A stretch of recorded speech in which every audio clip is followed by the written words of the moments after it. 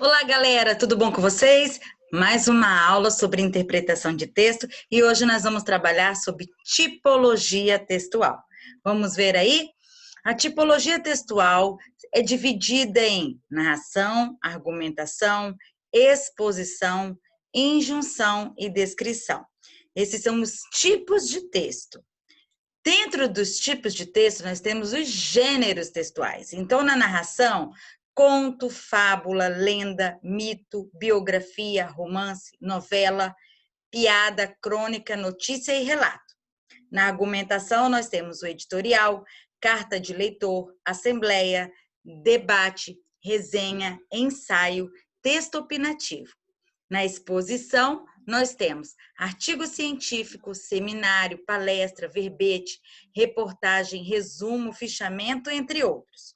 Injunção, manual de instruções, receita de bolo, regulamento, regras de jogo, receita médica e a descrição, laudo, guia de viagem, perfil em comunidade virtual, relato, texto publicitário. Hoje nós vamos ver sobre narração. Vamos ver lá. Narração é um texto utilizado para contar um caso, narrar fatos, historiar acontecimentos, não importando se é fictício ou verídico. Predominam neste texto os tempos pretéritos perfeito e imperfeito. A ação é um dos principais ingredientes da narração. O tempo é outro dos ingredientes. O autor, muitas vezes, utiliza personagens que a dialogam. Exemplos: uma crônica, um caso, um conto, uma notícia de jornal, uma partida de futebol, um romance, uma parábola, uma historinha infantil, entre outras. Como que acontece, galera, a narrativa? Qual a estrutura da narrativa? Tá aqui, ó. Apresentação, desenvolvimento, clímax e desfecho.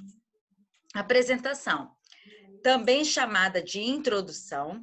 Nessa parte inicial, o autor do texto apresenta os personagens, o local e o tempo que se desenvolverá na trama.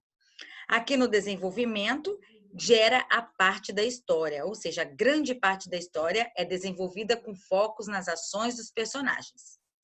Clímax, parte do desenvolvimento da história, designa o momento mais emocionante da narrativa. E o desfecho, também chamado de conclusão, ele é determinado pela parte final da narrativa, onde a partir dos acontecimentos, os conflitos vão sendo desenvolvidos. Vamos ver aí os elementos, tá? Narrador é aquele que narra a história, divide-se em narrador-observador, narrador personagem e narrador onisciente. Enredo, trata-se da estrutura da narrativa, ou seja, a trama em que se desenrolam as ações. São classificadas em enredo linear e enredo não linear. Personagens são aqueles que compõem a narrativa, sendo classificados em principais, que nós chamamos de protagonista e antagonista, e os secundários, que nós chamamos de adjuvante ou coadjuvante. O tempo também está relacionado dentro da narrativa. O tempo ele pode ser cronológico ou psicológico. E o espaço é onde acontece, onde se desenvolve a narrativa. Pode ser no ambiente físico, ou ambiente psicológico, ou ambiente social. Tipos de narrador. Olha lá, nós temos 3. Narrador personagem, a história é narrada em primeira pessoa. O narrador, além de ser narrador, ele é personagem. O narrador observador é o narrador de terceira pessoa. Esse tipo de narrador conhece os fatos, porém não participa da ação. E, por último, o narrador onisciente. Ele conhece todos os personagens, ele conhece a trama, narra tudo em terceira pessoa. No entanto, quando apresenta fluxo de pensamento dos personagens, ela é narrada em primeira pessoa. Ou seja, o narrador onisciente, ele consegue até identificar os pensamentos dos personagens, coisa que o narrador observador não faz. Agora vamos para os exercícios. Vamos lá? Um lobo e um cão se encontraram no caminho. Disse o lobo: companheiro, você está com ótimo aspecto, gordo, o pelo lustroso, estou até com inveja. Ora, faça como eu, respondeu o cão. Arranje um bom amo. Eu tenho comida na hora certa, sou bem tratado. Minha única obrigação é latir à noite, quando aparecem ladrões. Venha comigo e você terá o mesmo tratamento. O lobo achou ótima ideia e se puseram a caminho. Mas, de repente, o lobo reparou numa coisa. O que é isso no seu pescoço, amigo? Parece um pouco esfolado, observou ele. Bem, disse o cão, isso é da coleira, sabe? Durante o dia, o meu amo me prende em uma coleira, que é para eu não assustar as pessoas que vêm visitá-lo. O lobo se despediu do amigo ali mesmo. Vamos esquecer, disse ele. Prefiro minha liberdade à sua fartura. Antes faminto, mais livre do que gordo, mais cativo. La Fontière. Assinale a questão que contém as principais características do gênero fábula. Apresenta o acontecimento ficcional girando em torno de vários conflitos, possibilita o desenvolvimento de outras tramas ao longo da história.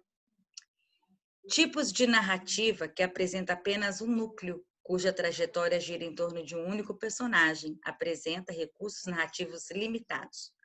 Narrativa cuja principal característica é o tempo reduzido. Apresenta poucas personagens que existem em função de um núcleo.